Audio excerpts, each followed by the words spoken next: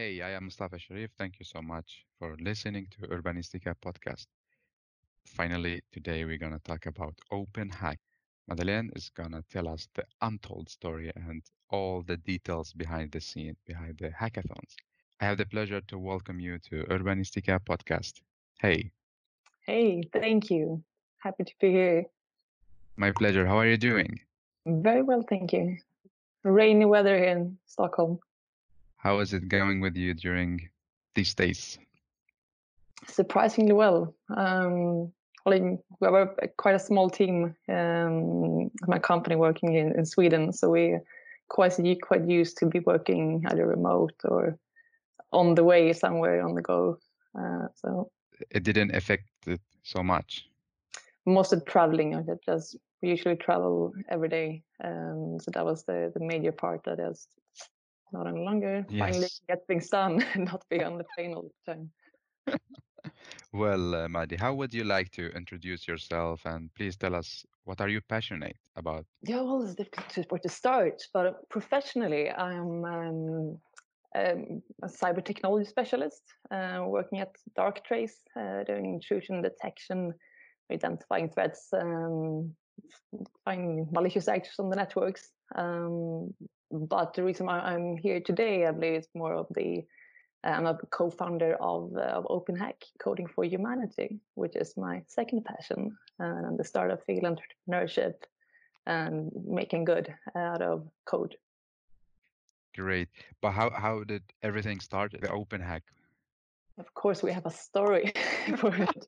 Yes, that's why you're Once here. You're upon a our. time, and we were a few students down in Lund University, where one of us were Johan Linåker. He were writing his PhD in open source. He were a bit engaged in the organization Engineers Without Borders, and then he came up to them and looking around, see any possibilities where he could apply his skills within coding and the open source part, etc. But there were no real existing project to get on board on. So he started to think like, what else could he do then? Could he create something on his own? And how could simply open source development be used for more of not only business perspective, more of a humanitarian and social aspects. So he put together a team, interesting individuals to see if they could build something together. And Um, when was it? 2015. So it's a while back. Yeah, and you're the co-founder, right? Right. So you elaborated the idea together with him. Yeah. Also, the initial idea was simply as like, how can we put people together, or can simply have a platform or a space where people can gather and develop things to solve humanitarian issues or social issues. So instead of going abroad doing like voluntary work in Africa or elsewhere, like finding ways to assist and help out remote at distance. So hackathon wasn't actually the initial plan A. That was just happened to be the best approach at the time. We were thinking of ways to make this work, but then the hackathon concept simply as was a fantastic approach to take at the time, and it happened to be even better than that. So we kept that approach for a few years. And now suddenly we are here. People almost think it was a hackathon organization, but it's not actually our aim. That is just the tool we are using to get where we want. Yeah. Um, What was let's say the first activity you did before the hackathon as a tool? we started to get in contact with aid organizations or existing open source platforms.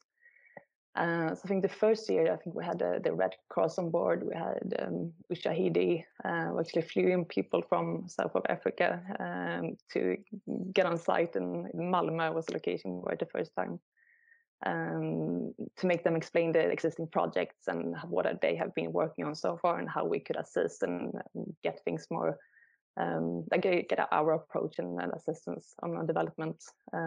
So that project was more of identifying earthquakes and find the people who are still alive and where they are and locate them using this open source platform that could be applied elsewhere as well.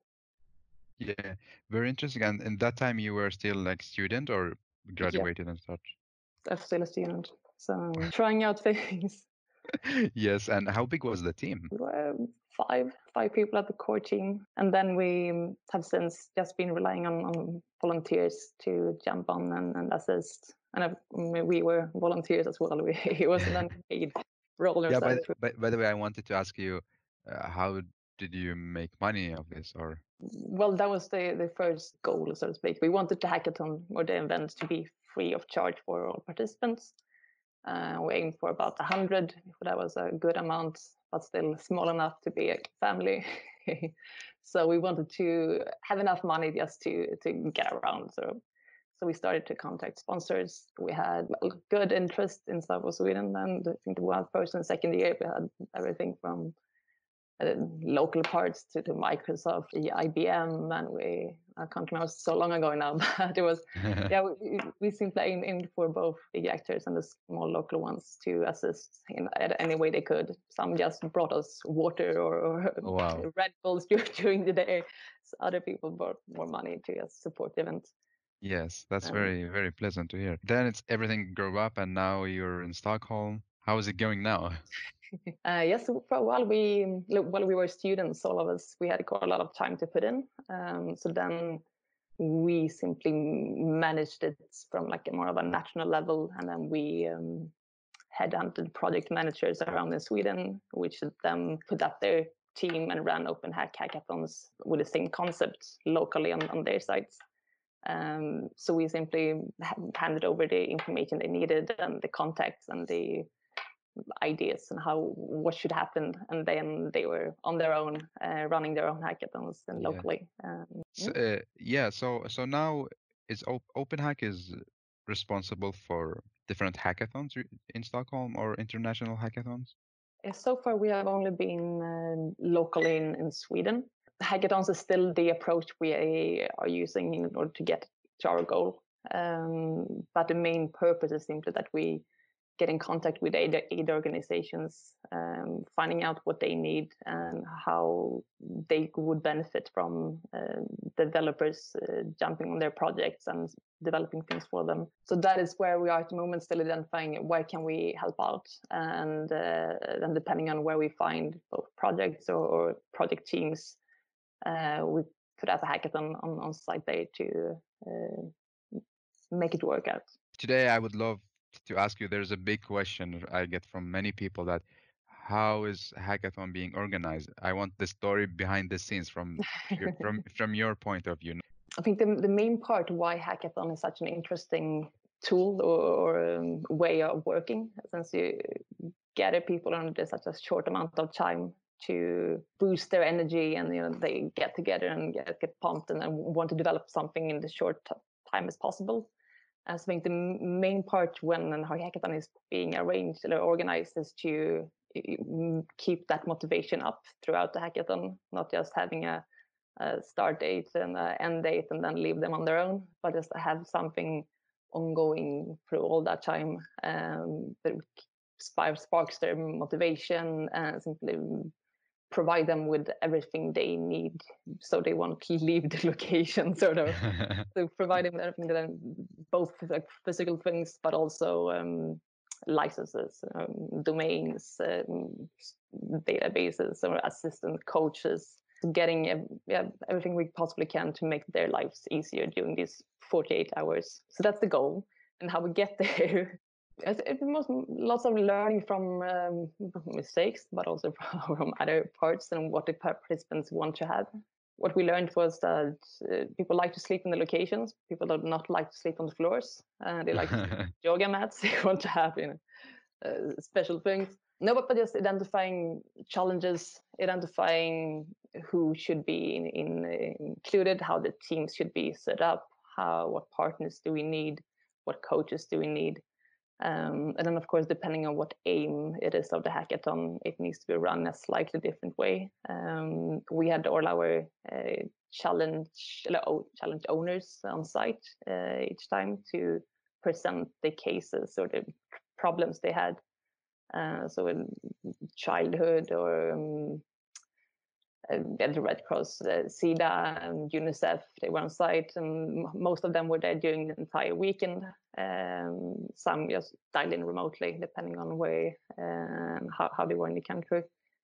But having the local presence, I think it's really important to get both the participants even further motivated, but also they to ask questions so that they solve the right problem and not something else. It's easy to hear a problem and then suddenly end up after 48 hours with something totally different. It was actually not the issue at all, which is also, I think, a problem with hackathons, that people are really engaged during a very short amount of time, but then afterwards, there's not always a mutual agreement on how to proceed, or if they want to proceed, or if this was just 48 hours getting away from your girlfriend and hang out at a hackathon, and or if they actually wanted to come up with something and work with it fully afterwards as well. So if I understand correctly, that the organization sign or give the project or maybe call you to say, can you help us with this task? And then you set up a hackathon based on this challenge, right? Correct. Usually we have a few of them, of 5 to 9 or even 3 at sometimes. So we try to get a few ones in each town. When we have that in place, then we get the participants, the sponsors, the location. Do you have any criteria about who can be as a hacker, the participants? Not really. One of Openhack's core values is that it's open for anyone. We don't really want to exclude anyone on any specific terms.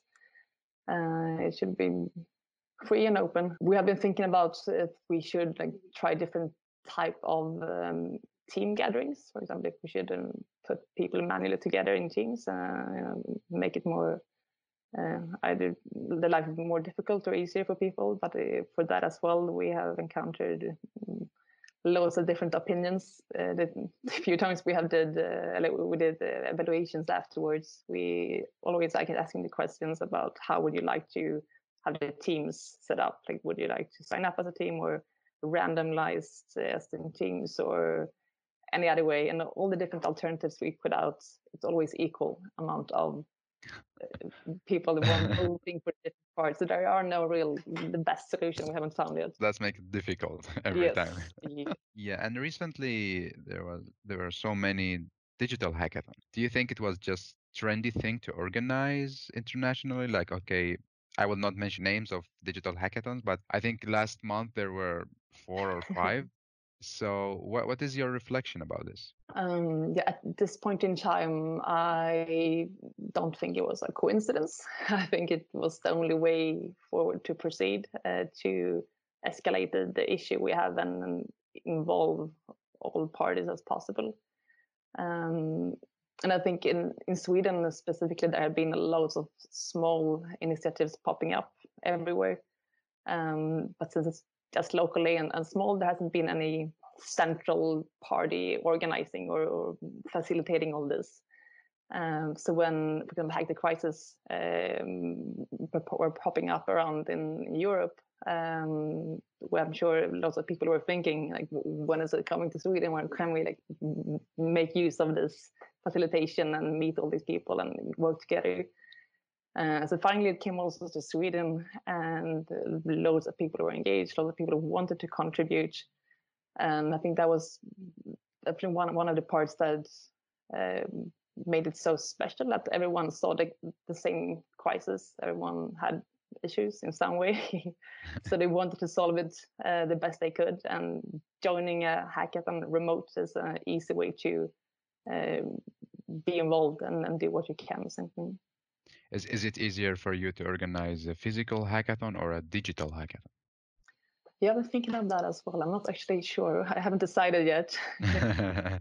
The good side is that there's no one there asking you. There's no one knocking on your shoulder asking for help all the time, which is good.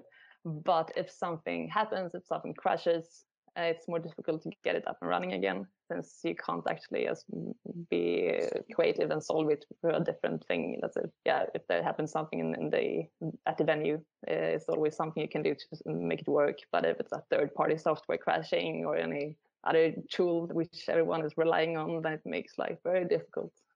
Yes, and you mentioned Hack the Crisis was a great hackathon, by the way. So really good job. And I'm wondering, now there's an Open Hack, there is Hack for Sweden. Do you think in the future, or maybe already now, that you become just one organization instead of two? I think it's easy to see how Hack for Sweden and Openhack is similar concepts.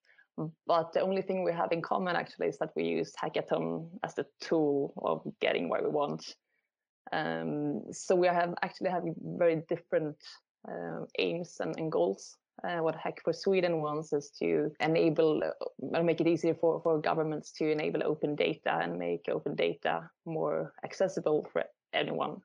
So their focus is more of getting government agencies up and running and enabling their open data for citizens to use. While on our end, we think open data is great, but our main focus is instead open source.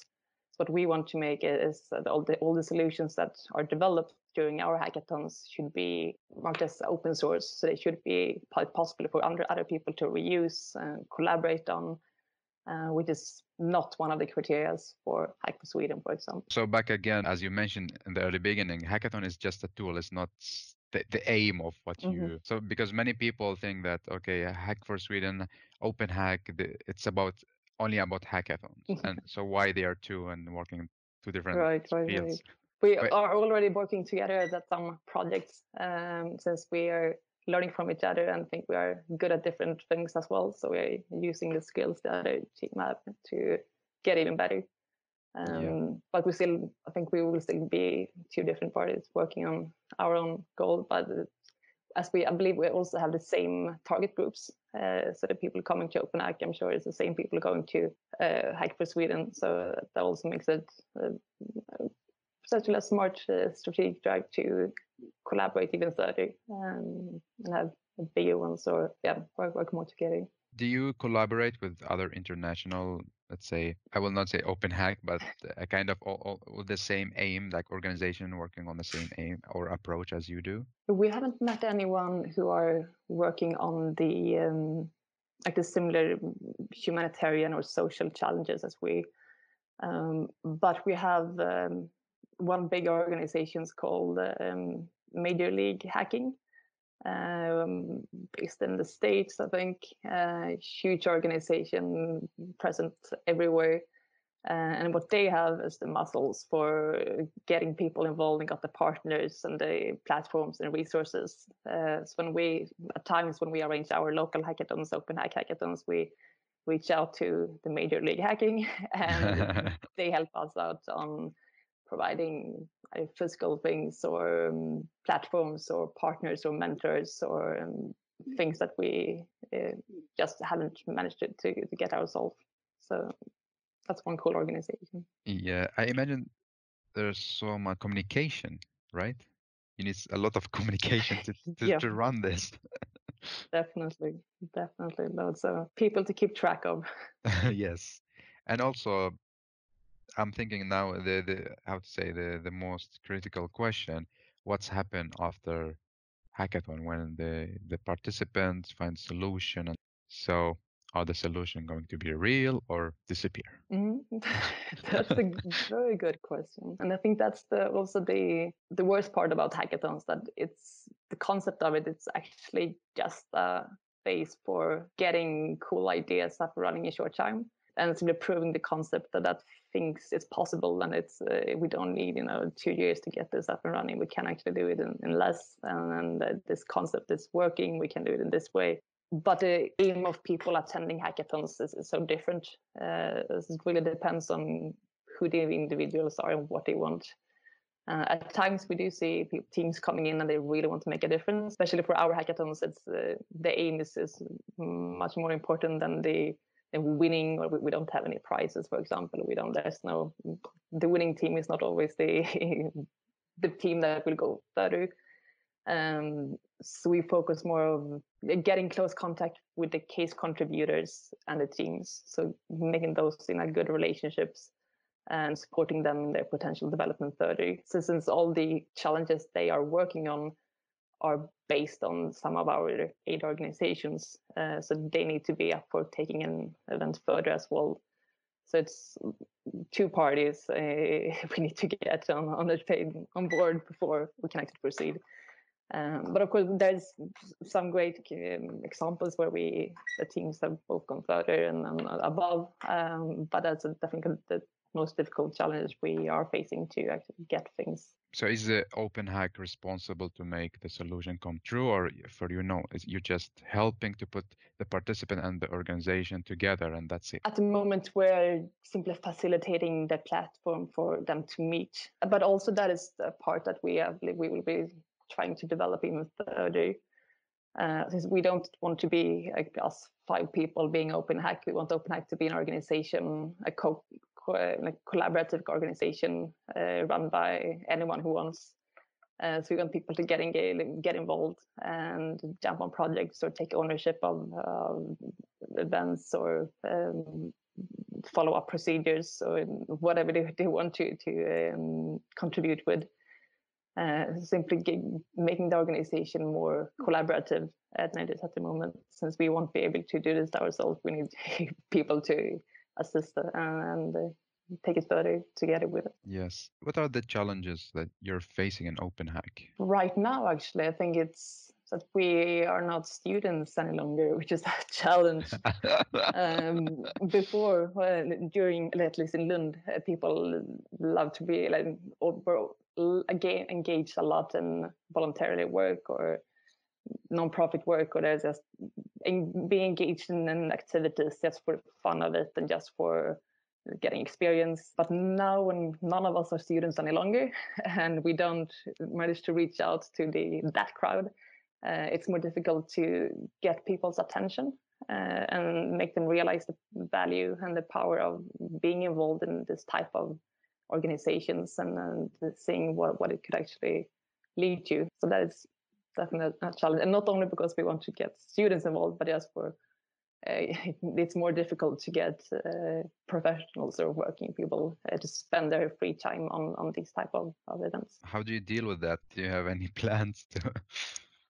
I can't say we have a straight plan on how to get to the goal. We're looking into different options, putting together a proper new core team to run the organization, or hire someone to take the lead and create smaller teams or groups to take it further as well. But I can say currently we're looking into reorganizing, so just getting the organization more collaborative and getting more people involved and more engaged people.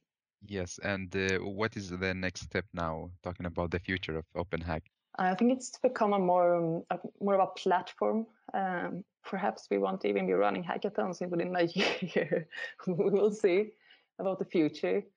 We might find a new way of getting what we want without using hackathon as a tool. Like remote hackathon was a new unexplored way, but it worked really well, and potentially there are other ways as well to reach or get this aim in place. So we'll see.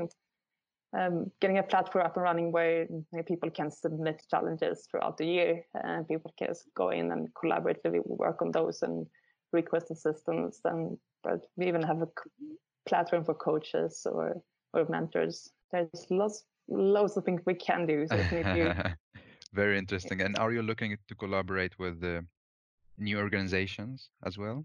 I think that is definitely a good option. The more tight knots or the more partnerships or organizations we do get involved with, I think it just makes us stronger.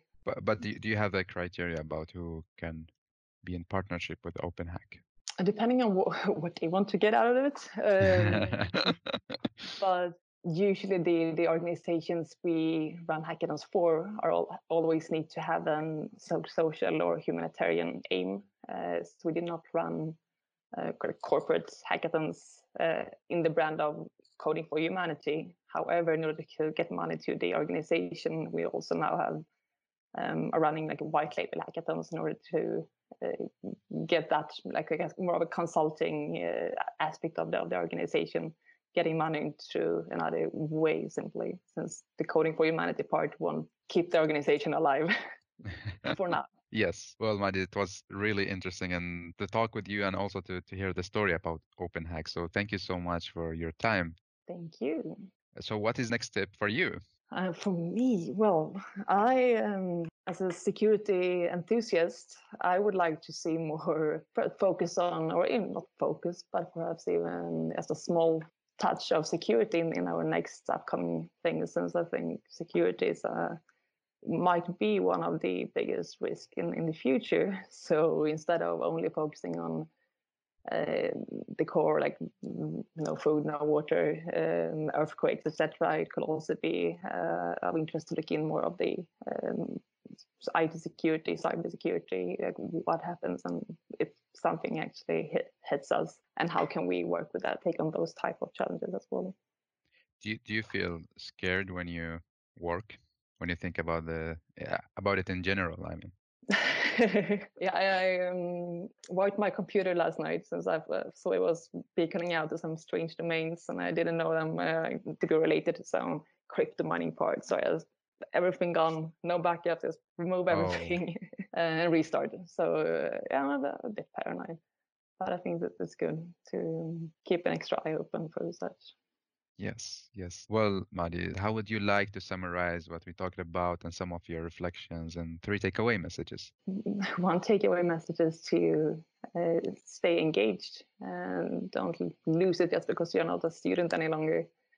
Take time to get involved and work on hobby things. Second of all, if you haven't been to an Openhack hackathon before, you definitely check it out. If you're not even interested about hackathons, never mind, jump on Openhack anyway and work on the humanitarian and social part and see how we can develop that. Great. Now I would love to take three hashtags for the episode. Openhack, hackathon, and coding for humanity. Cool, that was quick. Yeah, Thank you so much again for sharing the story with us and hopefully see you again, maybe physically in Stockholm or digitally in a new hackathon. it would be great. Thanks for having me here today. And thank you so much for listening to Urbanistica podcast. Please follow the Instagram account, subscribe the YouTube channel, and if you have any great story that makes our city smarter, please contact me. I am Mustafa Sharif. Have a good life.